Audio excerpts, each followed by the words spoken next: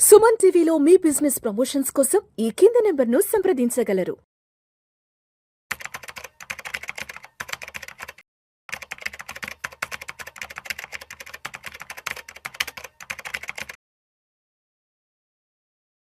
నమస్తే మాధవిరెడ్డి గారు. నమస్తే అండి. Welcome to Vishnu talks. Thank you. So Madhavi Reddy గారు, ఇప్పటి వరకు మనం ఫైనాన్షియల్ ప్లానింగ్ అనేది ఎక్కువగా కూడా సాలరీడ్ ఎంప్లాయీస్ గురించి మాట్లాడుకున్నాం. అవును. చాలా మందిని ఆ దిశగా ఎడ్యుకేట్ చేసాం కూడా.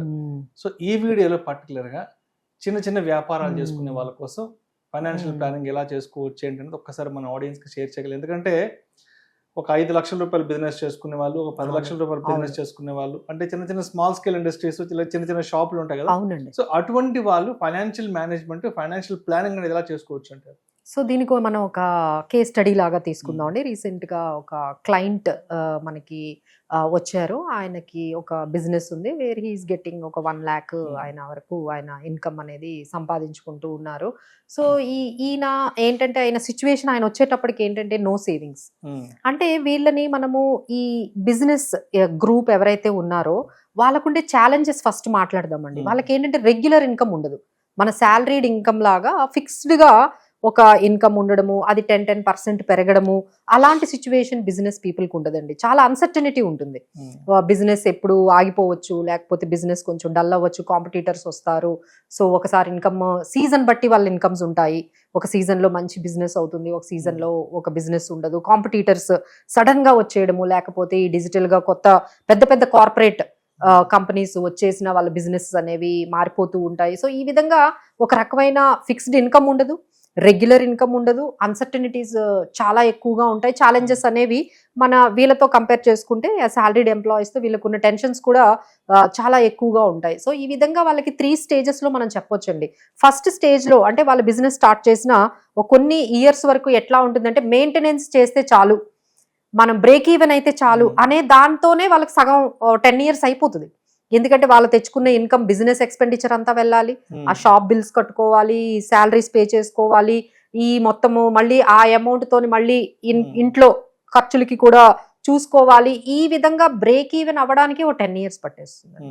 ఆ తర్వాత నెక్స్ట్ 10 years అనేది కొంచెం, ఎందుకంటే బిజినెస్ లో ఆల్రెడీ ఎస్టాబ్లిష్ అయిపోయారు కాబట్టి వాళ్ళకి ఏమనిపిస్తుంది అంటే, నాకు ఒక కార్ తీసుకోవాలి, ఒక ఇల్లు ఏదైనా తీసుకోవాలి. అప్పుడు వాళ్ళకి అంటే ఆల్రెడీ ఓ 35 years వచ్చేస్తాయి.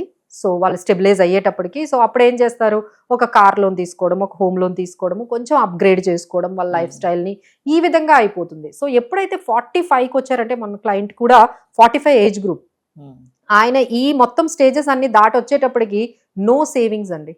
సేవింగ్స్ అంటూ ఏమీ లేవు. ఇక పిల్లల్ని చదివించాలన్నా ఒక లోన్ తీసుకోవాలి, చదివించాలి. అసలు రిటైర్మెంట్ ప్లానింగ్ అనేది ఏమీ లేదు. అండ్ ఇంకోటి ఏంటంటే, ఇప్పుడు వాళ్ళ హైయర్ ఎడ్యుకేషన్ అయినా, వాళ్ళ మ్యారేజెస్కి అయినా సరే, ఏదైనా వాళ్ళు కొనుక్కున్న ఒక ప్లాట్ అమ్మి చేయాల్సిందే తప్ప వాళ్ళ దగ్గర ఎటువంటి సేవింగ్స్ లేవు. సో ఈ రకమైన ఛాలెంజెస్ ఉన్న వాళ్ళకి మనం ఏ విధంగా ఫైనాన్షియల్ ప్లానింగ్ గైడెన్స్ అనేది ఇవ్వగలము అంటే, ఆయన చేసిన మిస్టేక్స్ ఏంటంటే, ఇన్సూరెన్స్లు ఒక 4-5 ఇన్సూరెన్స్ పాలసీస్ తీసేసుకున్నారు. సో దానివల్ల వచ్చే రిటర్న్స్ ఎక్కువగా లేవు. కొన్ని కడుతున్నారు, కొన్ని కట్టట్లేదండి. దానివల్ల వాళ్ళకి ఎంత అమౌంట్ వేస్ట్ అయ్యి ఉంటుంది. కొన్ని ప్రీమియమ్స్ కడతారు, కొన్ని ప్రీమియమ్స్ కట్టరండి. సో బిజినెస్ పీపుల్ మేము అందరూ చెప్పేది ఏంటంటే, మీ ఇన్కమ్ రెగ్యులర్ గా ఉండదు కాబట్టి మీకు ఇలాంటి ఫిక్స్డ్ కమిట్మెంట్స్, అంటే ఇప్పుడు ప్రీమియమ్స్ అనేవి ఎవ్రీ ఇయర్ కట్టాలి. మీరు ఒక 2 years కట్టకపోతే అది ఇన్వాలిడ్ అయిపోతుంది, మీరు కట్టిన అమౌంట్ అంతా కూడా వేస్ట్ అయిపోతుంది. సో మీరు ఇలాంటి వాటికి వెళ్ళకూడదండి. కంపల్సరీ మీకు మీ ఫ్యామిలీకి ఒక హెల్త్ ఇన్సూరెన్స్, టర్మ్ ఇన్సూరెన్స్ మాత్రమే తీసుకోండి. మీరు ఇలాంటి ఎండోన్మెంట్ పాలసీస్లని, సేవింగ్స్ అని మీరు ఇన్సూరెన్స్ల వైపు వెళ్తే, మీరు ఎప్పుడైనా ప్రీమియంలు కట్టడం ఆపేస్తే ఈ అమౌంట్ కట్టిన ఎంత అమౌంట్ కూడా మీకు వేస్ట్ అవుతుంది. మేజర్గా వాళ్ళు చేసే బిగ్గెస్ట్ మిస్టేక్ ఏంటంటే, టైం లేక వాళ్ళు పర్సనల్ ఫైనాన్సెస్ వైపు చూసుకోరు.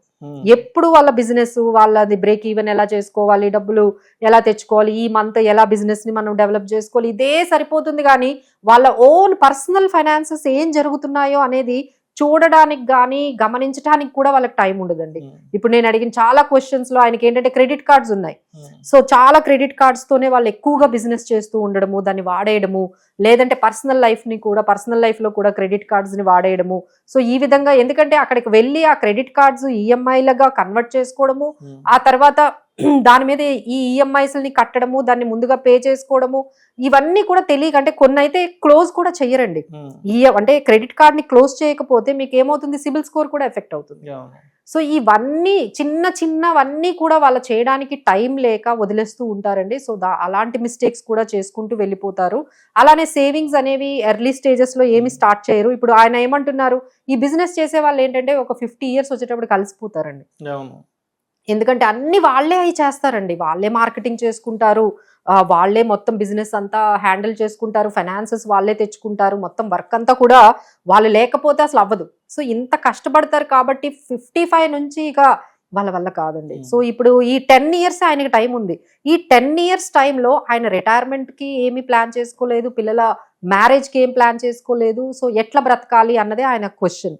సో మేమేం చెప్పామంటే, లైక్ సార్, ఇప్పటి నుంచి అయినా మీరు బిజినెస్లో నుండి కొంత అమౌంట్ని తీసి మీరు సేవింగ్స్ అనేవి ఎస్ఐపీస్ కానీ ఏమైనా ఇప్పటి నుంచి అయినా స్టార్ట్ చేస్తే మీ రిటైర్మెంట్ ప్లానింగ్ ఉంటుంది. అలానే వాళ్ళకి ఏంటంటే టైం లేక ఎక్కడెక్కడో ఏవో ప్లాట్లు కొనేసి అలా వదిలేస్తారు.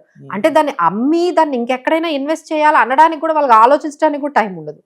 సో ల్యాక్ ఆఫ్ టైం అండి. So they have to give the time for the personal ఫైనాన్సెస్కి కూడా కొంత టైం ఇచ్చారు అంటే మనం అన్ని కూడా కరెక్ట్ చేయొచ్చు. Otherwise it will be A mess. ఒక 45-50 years దగ్గర మీకు అప్పటికి అర్థమవుతుంది. By the time it will be very very late అవుతుంది.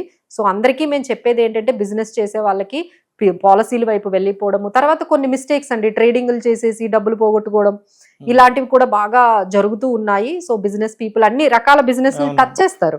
అంటే వాళ్ళకున్న కోర్ బిజినెస్ కాకుండా ఒక 2-3 బిజినెస్ టచ్ చేస్తారు. ఇక్కడ వచ్చిన ప్రాఫిట్స్ ఏవైతే ఈ బిజినెస్ లో వచ్చాయో ఈ ఎక్స్పెరిమెంట్స్ లో పెట్టినవి పోతూ ఉంటాయి.